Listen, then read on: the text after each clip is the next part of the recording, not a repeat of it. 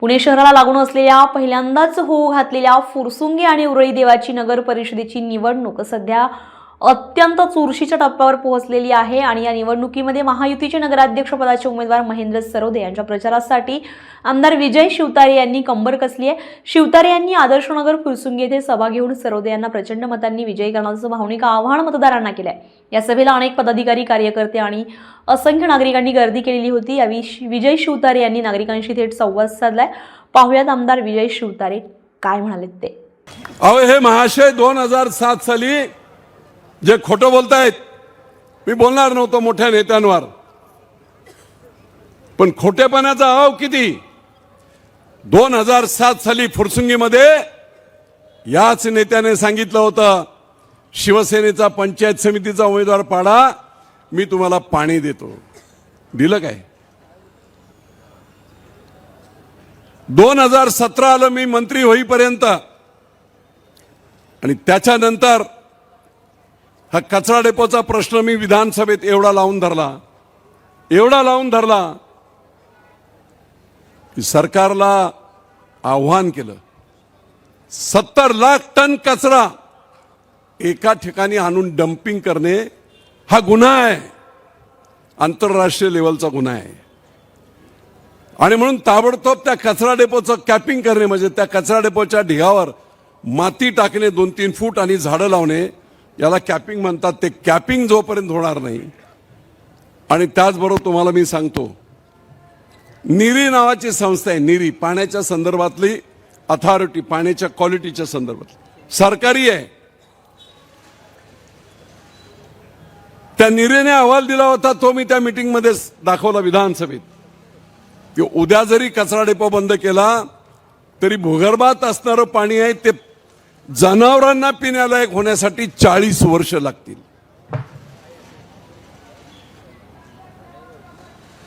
आणि म्हणून त्यांना अडचणीत आणलं सरकारला। मी विरोधी आमदार होतो, आणि म्हणून कचरा डेपोचं कॅपिंग मंजूर झालं, आणि त्याचबरोबर पाण्याची 118 कोटीची लाईन मंजूर झाली। नेते म्हणतायत की पुण्याची सत्ता आमच्याकडे होती त्यावेळेस 25 कोटी दिले। अरे कशाला खोटं बोलताय? मला आठवत आहे की विधानसभेत जेव्हा खडाजंगी झाली, गणपतराव देशमुख सर्वात ज्येष्ठ आमदार, त्यांनी असं सांगितलं, या कचरा डेपोमुळे संपूर्ण पाणी खराब झालंय, लिचेटमुळे, याची जबाबदारी पुणे महानगरपालिकेची आहे, राज्य शासनाचे पैसे नाही खर्च करायचे। परंतु आपलीच नगरपालिका आहे आणि 100-150 कोटी खर्च करायला त्यांना जमणार नाही, म्हणून मी ते लावून धरलं। आणि त्यावेळेस महापालिकेचं कॉन्ट्रीब्युशन म्हणून, तुमच्यामुळे खराब झालंय म्हणून जे पैसे होते सुरुवातीला 16 कोटी ते दिले। म्हणजे काय तुम्ही उपकार नाही केले, तुम्हीच वाट लावली होती। मी तुम्हाला सांगतो, संजयराव आपल्याला माहित आहे की नाही मला माहित नाही, पण काँग्रेसच्या एका नगरसेविकेला आमदार करा, मी तुमचा कोथरूडचा कचरा डेपो बाहेर घेऊन जातो। एका नगरसेविकेला आमदार करण्यासाठी काँग्रेस राष्ट्रवादीच्या लोकांनी पाप केलं, आणि हा कचरा डेपो आमच्या माथी मारला। सुरुवातीला लोकांना वाटलं शेतीला खत मिळेल, पण नंतर सगळं माहीत पडलं डंपिंग होत आहे, वास येतोय, उन्हाळ्यामध्ये कचरा डेपो पेटतोय, अख्ख्या गावात धूरच धूर, पावसाळ्यात वासाने गाडीतून सुद्धा जाता येत नव्हतं।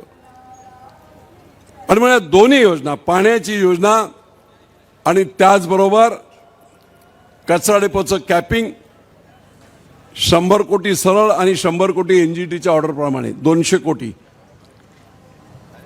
आता ते नेते बोलून गेले, मी 25 कोटी तेव्हा दिले। त्याच नेत्यांना मला जाहीर प्रश्न विचारायचा आहे। 2019 साली दुर्दैवाने अपघाताने मी पडलो, माझी तब्येत बरी नव्हती।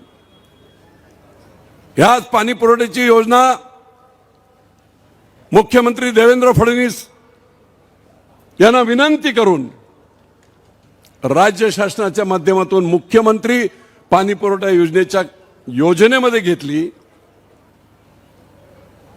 16-17ला काम सुरू केलं, 19ला 85% काम पूर्ण होतं. किती? 85%. राहिलेले निधी किती पाहिजे होता? फक्त 25 कोटी. मी पडलो आणि त्याचबरोबर भाजप सेनेचं सरकार गेलं आणि अभद्र सरकार महाविकास आघाडीचं आलं. इथे बोललेले परवाचे नेते त्या महाविकास आघाडीमध्ये अर्थमंत्री होते. 2.5 वर्ष 1 रुपया सुद्धा तुम्ही दिला नाही, पाप केलंय. बारामतीला एसटी स्टँड बांधायला 200 कोटी आणि पिण्याच्या पाण्यासाठी 25 कोटी आम्हाला दिले नाहीत. आणि परत वरून बोलतो काय, हो माझ्यात धमक आहे रे. काय पद आहे, त्या पदाचा दुरुपयोग. शपथ घेतो आपण की मी दुजाभाव करणार नाही, मी चुकीचं काम करणार नाही.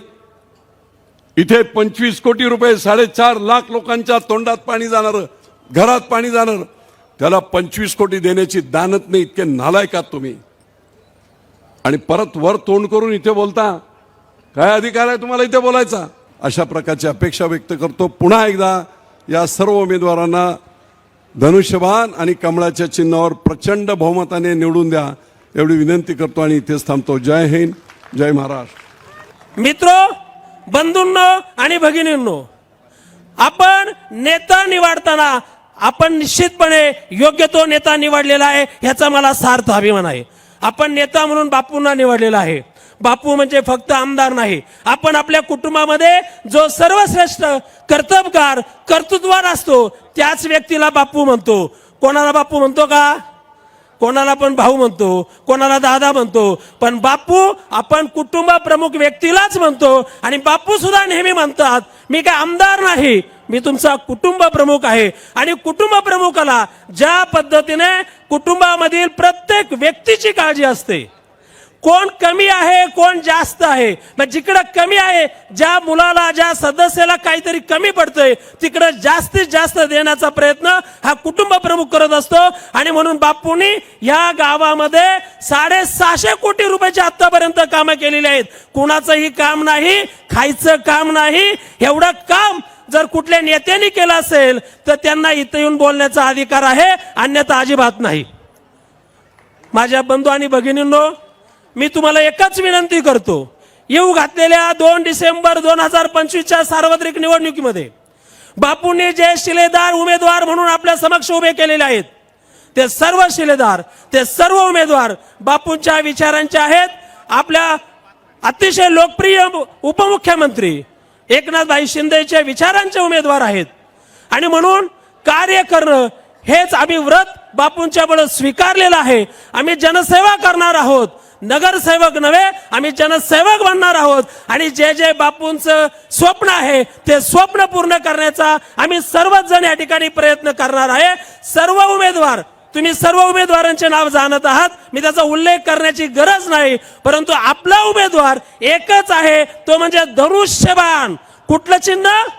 आणि ते उमेदवार धनुष्यबाण आहे असं समजून प्रत्येकाने येत्या 2 तारखेला त्या ठिकाणी धनुष्यबाणाच्या चिन्हासमोरील बटन दाबून प्रचंड बहुमताने आम्हा सर्वांना विजयी करा आणि बापूंचं स्वप्न साकार करण्यासाठी त्या सभागृहामध्ये पाठवा. मी आपणास या व्यासपीठावरून एक खात्री देतो की बापूंनी त्या ठिकाणी धारण केलेलं स्वप्न आहे, ते स्वप्न पूर्ण करण्याचा प्रयत्न आम्ही सर्वच नगरसेवक आणि नगराध्यक्ष नात्याने मी सुद्धा त्या ठिकाणी कटिबद्ध असणार आहे. हे निश्चितपणे व्रत आम्ही धारण करत आहोत. आणि येत्या 5 वर्षामध्ये बापूंच्या स्वप्नामधील नगर परिषद बनवण्याचा तुम्ही आणि आम्ही निश्चितपणे प्रयत्न करू. एवढं बोलून मी या ठिकाणी थांबतो. जय हिंद, जय महाराष्ट्र. धन्यवाद. नवनवीन घडामोडी पाहण्यासाठी स्टार महाराष्ट्र न्यूजला सबस्क्राईब करा आणि ताज्या बातम्यांचे अपडेट मिळवण्यासाठी बेल आयकॉनला प्रेस करा आणि परिपूर्ण बातमी बरोबर रहा, इतरांपेक्षा एक पाऊल पुढे.